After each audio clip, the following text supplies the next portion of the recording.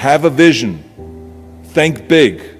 Ignore the naysayers. Work your ass off and give back and change the world.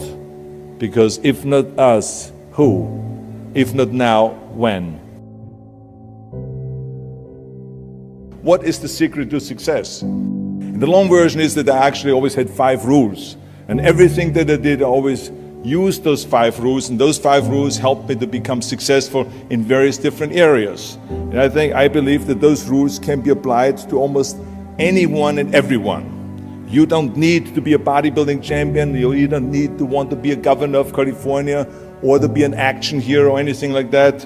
If you want to excel in whatever you do, those rules are for you. It's that simple. Now I have to tell you right off the top that I always was very intense. As a kid already, I was very intense and I was very hungry. I always wanted to be the best. I always wanted to be number one. I always wanted to get to the top. I never believed in just getting by. Now I have nothing against people that just want to get by, because I think there are many roads to happiness, but I think that we all here like to be successful and we are driven. So that's why those rules apply to you. So my first rule is find your vision and follow it. You see, I think it's the most important thing that we have a very clear vision of where we go. A goal, where do we go? Because you can have the best ship in the world. You can have the best cruise liner, but if the captain does not know where to go, that ship will drift around the world and out there at sea and will never end up anywhere. And this is exactly the way it is in real life. If you don't have a goal, if you don't have a vision, you just drift around and you're not going to be happy. This is why it is so important to have that vision. Now, I created that vision in Austria because I grew up after the Second World War. Austria, right along with Germany, lost the Second World War, thank God. And the problem was that everyone was so depressed because they lost the war that there was alcoholism everywhere. There was, of course, depression. There was a terrible economic situation. There was famine. There was starvation and all of those things. And also it was kind of a little place and narrow. I felt I wanted to get out of there. I wanted to escape. And I couldn't see myself really to work there and to stay there, to work in a factory or to work on a farm, or to even to follow my father's footsteps and to become a police officer. I couldn't see that either. As a matter of fact, that's what my parents wanted me to do. They wanted me to become a police officer and to marry a girl by the name of Heidi and to have a bunch of children and to run around like the Von Trapp family in The Sound of Music. But that's not what I saw. This was the vision of my parents, but not mine. And luckily, one day in school, I watched a documentary about America. And I found myself, I knew exactly that is where I wanted to end up. I wanted to be in America. Everything that I saw in the documentary, I just loved. Everything was so big. I remember the tall skyscrapers, the monstrous bridges, the giant freeways filled with beautiful cars, the huge jetliners, movie stars, Muscle Beach, and all of those things. I could not wait to get there. The question was just, how do I get there? How do I get to America? I mean, this was not a common thing to do way back in the 50s. No one had the money to travel or anything. But one day I was fortunate enough to see a magazine. And that magazine showed me the path to America. And it was a bodybuilding magazine. And on the cover was this very muscular guy that was standing there like Hercules with a Hercules outfit. His name was Reg Park. This Reg Park was on that cover, and I remember the cover said, Mr. Universe becomes Hercules star. I read the article as fast as I could, learning about how he grew up in Leeds in England, poor, and how he trained 5 hours a day, every single day, and trained and trained and trained and lifted weights, and then he finally became Mr. Great Britain. And then he became Mr. Universe. And then he won a second Mr. Universe title and a third Mr. Universe title. And then all of a sudden he landed in Rome in Cinecittà doing Hercules movies. And there he made millions of dollars, and this money he took and bought himself a gymnasium chain in South Africa, and he became a successful gymnasium owner. And as I read, I became more and more certain about my own future. As I read this story, I was so excited, so interested. I knew exactly that I wanted to become another Reg Park. I know he laid out the blueprint for my life, basically. I could see myself, I could visualize myself clearly to be a champion on that same stage where he won the Mr. Universe, and then to move to America, then get into movies, and then become rich and famous. I had that vision very clearly laid out. I was so happy that I knew exactly where I was going. From that moment on, everything that I did, no matter how hard I had to work or how much I had to struggle, it didn't matter. It was a wonderful joyride because I knew what the purpose was and I found my passion. The simple truth is, if you don't have a vision, if you don't have a goal, if you don't see your future laid out in front of you, you're just floating around without a purpose. And I think that the numbers speak for themselves. This is why so many people around the world are unhappy with their jobs. I mean, in America, 74% of the people hate their job and would like to change jobs. But think about that. That means that only a quarter of the Americans love their life's work. I mean, that is a very depressing statistic. I always smiled when I worked, no matter how hard I worked. I always had a great time, no matter what I did. It didn't matter if it was in bodybuilding, or if it was in the movies, or if it was as governor. I remember in the pumping iron days, people ask me in the gym all the time, why are you smiling all the time? Why are you so happy? You have to lift 50 tons of weights. You have to train 5 hours a day. I mean, I look at the other bodybuilders' faces and lifters' faces, and they look kind of depressing. They look sour. They're miserable that they have to lift weights. You don't look miserable, you look happy. And I tell them always, I say, I smile because I know exactly that every rep that I do, that every set that I do, every weight that I lift, I get one step closer to turning that vision of mine into reality and becoming that Mr. Universe. I could not wait to lift another 500 pounds in the squats. I could not wait to do another 1,000 sit-ups. I could not wait to do bench press, more bench press and more curls until I couldn't move my arms anymore. Because I knew that every rep got me closer to standing on that stage as a champion. As a matter of fact, when I lifted weights, I didn't really feel like I was lifting weights. I felt like I was lifting a trophy over my head each time I lifted. And to have all those bodybuilders around me and thousands of people screaming. And I tell you that this vision didn't just help me in bodybuilding, it helped me with everything, like I said. I remember in the movie business, there was many times stunts that I had to do where I got hurt, where I was in pain, in agony, and had to do it over and over again. I remember one incident specifically on Conan the Barbarian. There I was crawling on all four, on rocks, over rocks and gravel, holding my sword right in front of me. And as I was crawling, the camera followed me, and it was around 30 feet that crawl on those rocks and this gravel. And eventually, after 10 takes, my elbows and my knees started bleeding and hurting.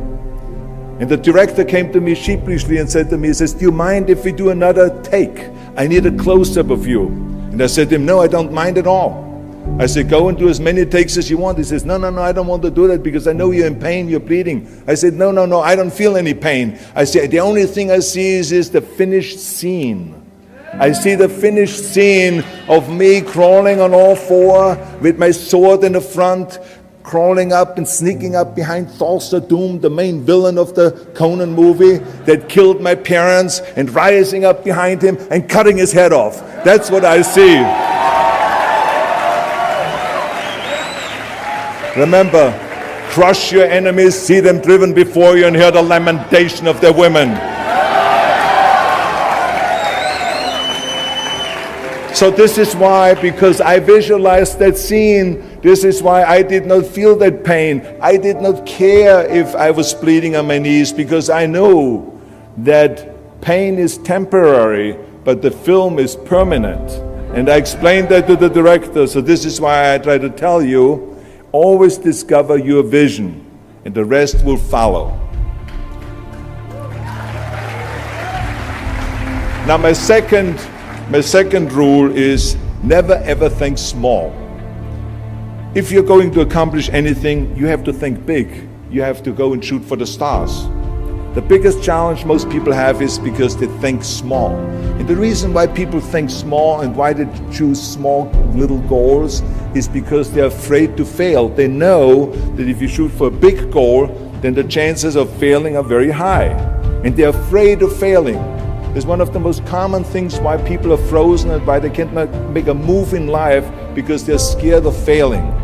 I say to myself, hey, I'm not worried about failing because that's part of life. You're not going to go and win everything. And how far can you fall? Look at this. This is the ground. That's as far as I can fall. And you know something? That the only time you really consider the failure is if you fall and you don't get up. But if you get up, you never consider the failure. So I never considered myself a failure. I always considered myself a winner, even though I fell every so often. But I always got up and I always moved forward. This is the important thing. I never had any patience, of course, for thinking small, because in German we have a saying, wenn schon, denn schon. And that means that if you do something, then go all out and do it well. And this was not just the case in bodybuilding. I didn't just want to be a bodybuilding champion. I wanted to be the greatest bodybuilder of all times. I wanted to have the most muscle, the most muscle of all times, the most definition. I wanted to win the most trophies, the most world championship titles. I just wanted to be the best. And the same is also in movies. I didn't just think about being in movies. No, I wanted to be a movie star. I wanted to have above the title billing. I wanted to become the highest paid entertainer. I basically wanted to be another John Wayne. What's wrong with that? And then the same is in politics. I didn't just want to go and be in politics and enter a race for city council.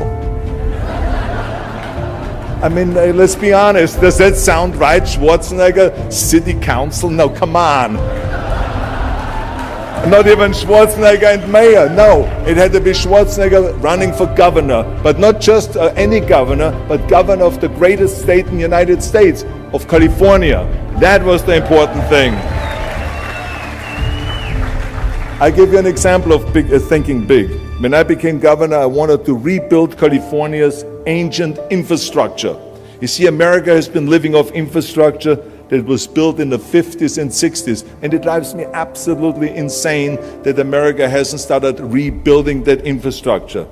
I mean, we haven't invested in new roads or in new transit, or in schools, or in energy, or anything like that for decades. The number of cars that we have now in America are 4 times as many as we had in the 60s.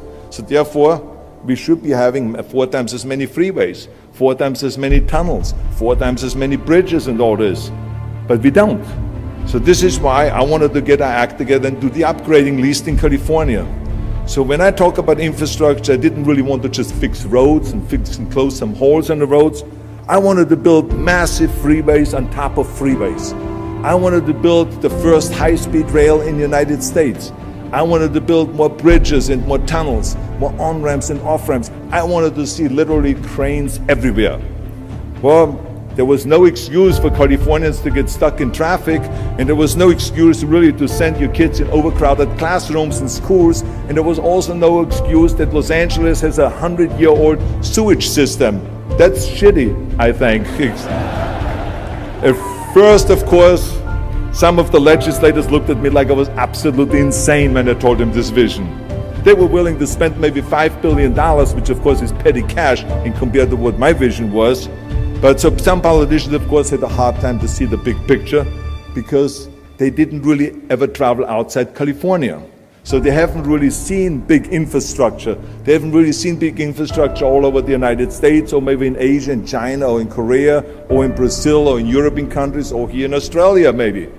So they haven't seen that. And then, of course, there are other politicians that simply don't have a vision of the future past the next election, which is a common problem politicians have all over the world. So it was my job as governor to motivate them and to take them and to see the traffic jams in Los Angeles and to see the overcrowded classrooms and to see all the problems that we have. And I kept pushing and pushing, and I pumped them up enough that eventually they saw the big picture.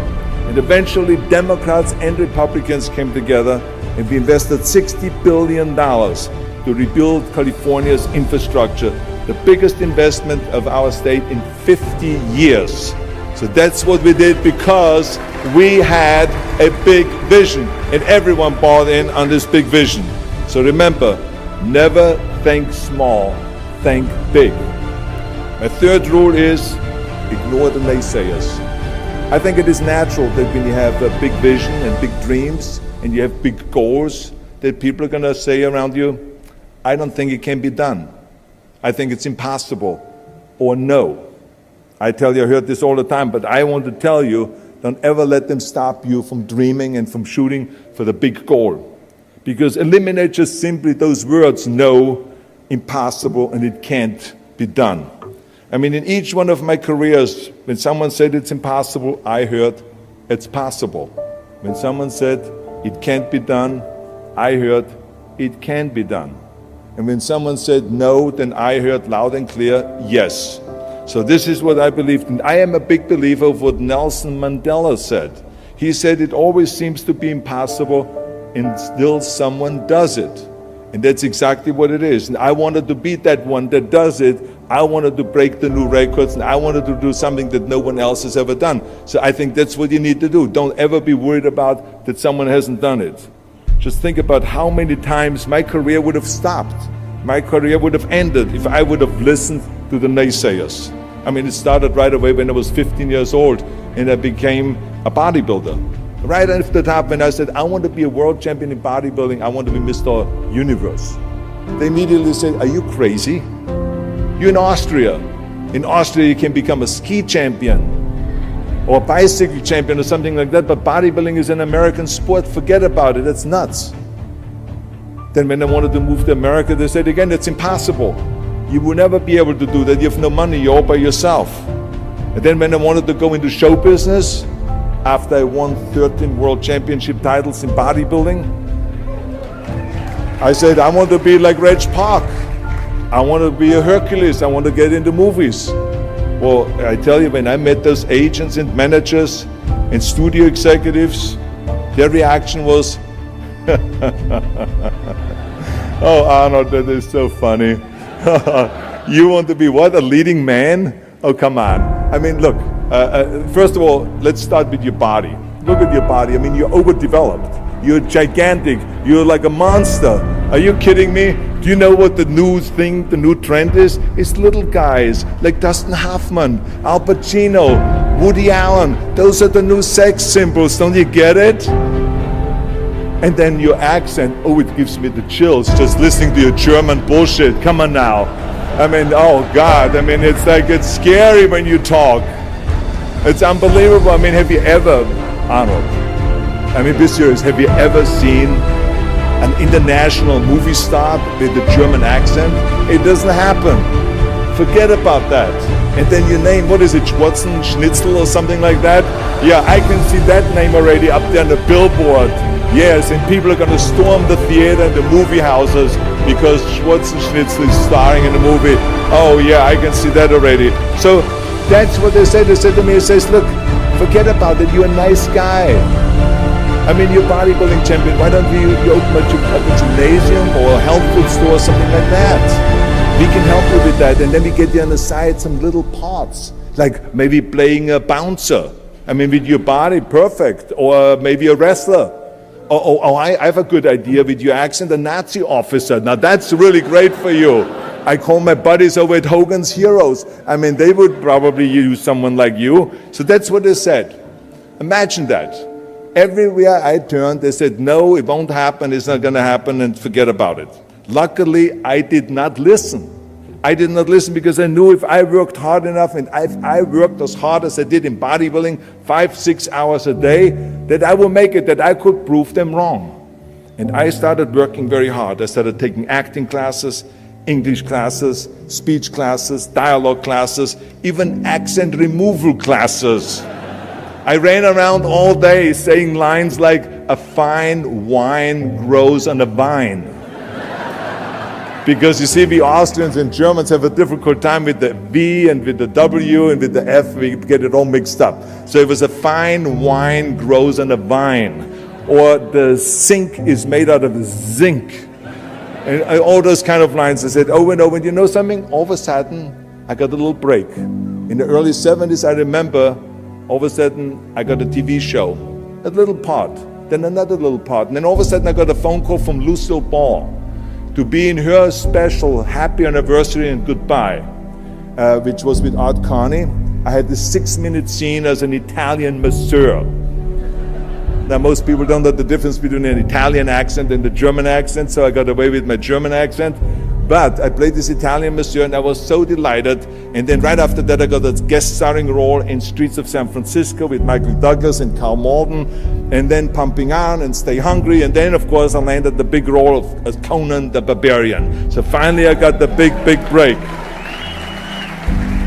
And you know what was so interesting about it was that as soon as we were finished with the Conan movie, we were out there on a promotion tour, and the director said at the press conference, the director is John Milius, he said, if we wouldn't have had Schwarzenegger with those muscles, we would have had to build one. Now think about that. Before it was this huge obstacle to have this body, and all of a sudden the director says, if we wouldn't have had Schwarzenegger with his body, we would have had to build one. Now what a turnaround. And then when I did Terminator, James Cameron said, which was really great, he said the "I'll be back" line became one of the most famous movie lines in history because of Arnold's crazy accent, because he sounded like a machine when he talks.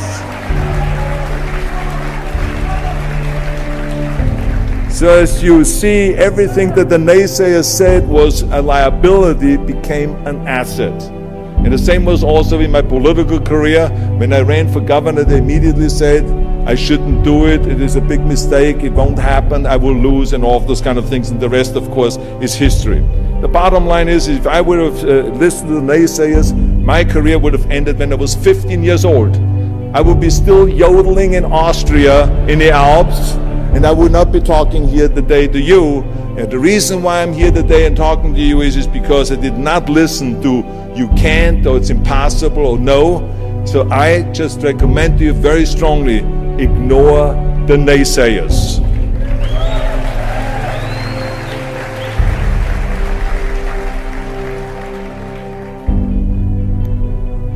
My fourth rule is work your ass off. Nobody ever stumbled upon success by accident, except maybe the guy who found gold in California. But don't ever think that you can be that guy. I mean, you never want to fail because you didn't work hard enough. I always believed no stone unturned. Work your butt off. That's what I always believed. No matter what you do, work, work, work. I remember Muhammad Ali, one of my great heroes, had a great line in the 70s when he was asked, how many sit-ups do you do? He said, I don't know, because I start counting only when it starts burning. When it starts burning, that's when it starts counting. You see, that's what makes you a champion. It doesn't matter in what area you're in. No pain, no gain. The bottom line is, one of my rules, which is work your butt off. If you don't apply that rule, all the other rules won't mean anything. I mean, it drives me absolutely nuts when people say, I don't have time to work out. Haven't you heard that many times? I don't have time to work out, or I have worked so hard all day, I'm tired, I cannot work out anymore. Or I cannot read another book, or I cannot improve myself, or I don't have time, or I work so hard that I cannot really improve my business, or I cannot grow as a person, or any of those things. What the hell are we talking about here? I mean, the day is 24 hours, you sleep 6 hours, so you have 18 hours left. I mean, I know there's some of you out there that say, well, wait a minute, I sleep actually 8 hours, but that's just sleep faster, okay? You don't, I mean, let's not get bogged down with this stuff here. Listen, when I came to the United States, I remember that I trained 5 hours a day, every day, and I was managing a construction business, and I was a bricklayer, and I went to college also, and I took acting classes from 8 o'clock at night to 12 o'clock midnight. All of that in one day. Every day I did that. I did not worry about it. I knew that I had 24 hours and I didn't want to waste one single hour, because I believe of what Ted Turner said, who is one of the great entrepreneurs who started CNN and so on. He said, early to bed, early to rise, work like hell and advertise. So that's what I believe. Just remember, you can't climb that ladder of success with your hands in your pockets. You must work your ass off. It's that simple. And my fifth and last rule is, don't just take, give something back. Leave your mark on the world. I believe that we all have an obligation to do something for our community, something for our state, something for our country. We must serve a cause that is greater than ourselves, because we all know that in the end we will be judged not by how much we made, but by how much we give. Ever since America greeted me with open arms, I've had this sense of responsibility, and I felt obligated to give something back to America. Because I know that everything that I have accomplished is because of America. If it's my bodybuilding career, if it is my show business career, my political career, the money that I've made, my great family that I have, all of this is because of America. But I have to recognize the fact that America did not become the land of opportunity in this great country by itself. No, in history, people worked tirelessly in America. People fought and people died to make it the land of freedom and opportunity and the land of liberty. So now it is our responsibility, if we want to keep it the #1 country in the world, to work for that and to give something back to that country. And it doesn't matter if you're in America, or if you're in Australia, or if you're in China, or if you're in Japan, or in Italy. It is the same thing. You all have to give something back to your country, no matter where you're from. Now, I love the words of my father-in-law, Sergeant Shriver, who started the Peace Corps, the Job Corps, legal aid to the poor during the Kennedy and during the Johnson administration. He was the #1 public servant, and he always inspired me to become a public servant. He was one of my heroes. He said at Yale University at a commencement speech, he said to the students, tear down that mirror. Tear down that mirror that makes you always look at yourself. And you will be able to look beyond that mirror, and you will see the millions and millions of people that need your help. And I saw those millions and millions of people. And this is why I tried to take every opportunity that I could to give something back. I started training Special Olympians, people that were intellectually handicapped, to help them with weightlifting and powerlifting.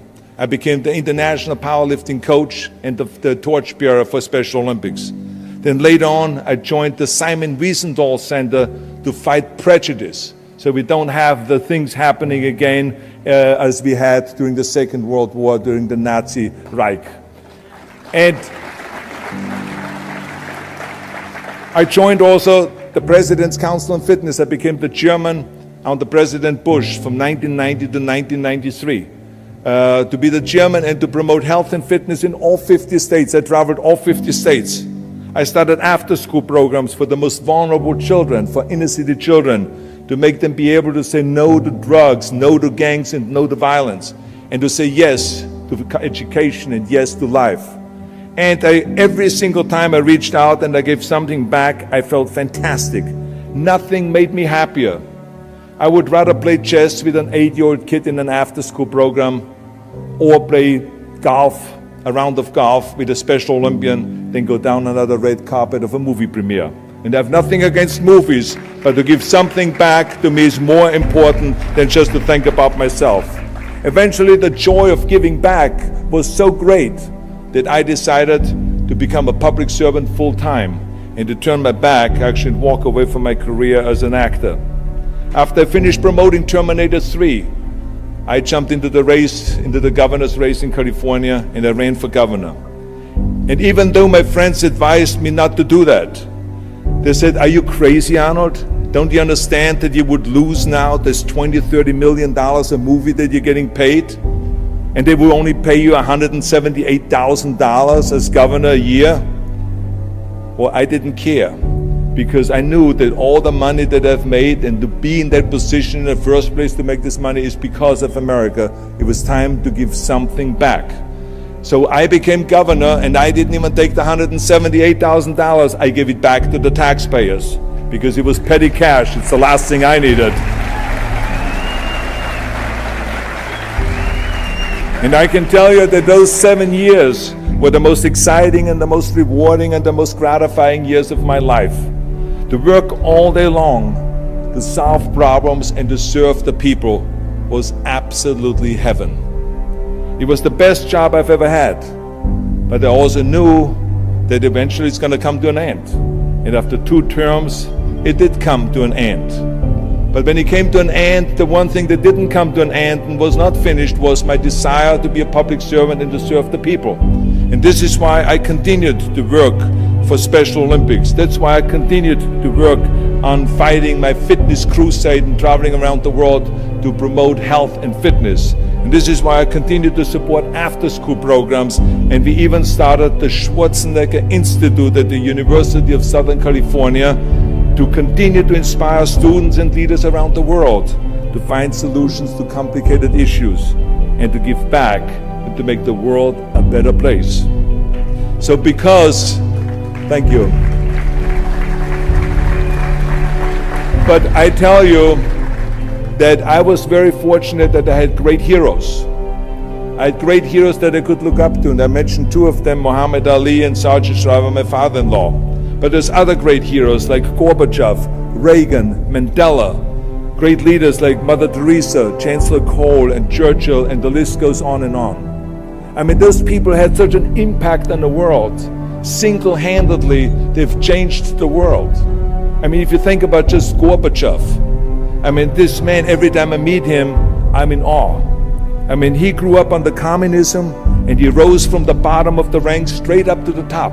He became president of the Soviet Union, one of the most powerful people in the world. And he was the leader of the Communist Party. And when he was in the top position, he realized that the system was broken. Now, what do you do when you're the top leader of the Communist Party and you realize that the system, that communism doesn't work? Well, you know what he did? He dismantled communism. Think about the courage that takes. I mean, the guts that it takes to do that. Think about that Gorbachev completely transformed his country with glasnost to give his people for the first time freedom. And then through perestroika, by reforming Russia's economy. He didn't wait for the next president. He didn't complain. He simply said, if not me, who? And if not now, when? So I feel very strongly all of us need to have and embrace that kind of a spirit. We all can create change, whether it is in our neighborhood or in our local schools or in our country. It can be big, but it can also be as little as just going to a school kid that has problems reading and teaching that kids how to read or how to do math. We don't have to just work on me. We should also work on we. Not just me, but also we. Remember that. To lead a truly full life, you must give back. You must leave the world a better place than you found it. Because the bottom line is, it is up to us. I mean, those rules that I've given you are important rules, but giving back is one of the most important rules. I guarantee you that if you follow all of those rules, you will have many victories to celebrate. And you will leave, your work, and you will have extraordinary kind of a record, and you will leave a legacy behind that you can be proud of. So I want you to remember those rules. Have a vision. Think big. Ignore the naysayers. Work your ass off and give back and change the world. Because if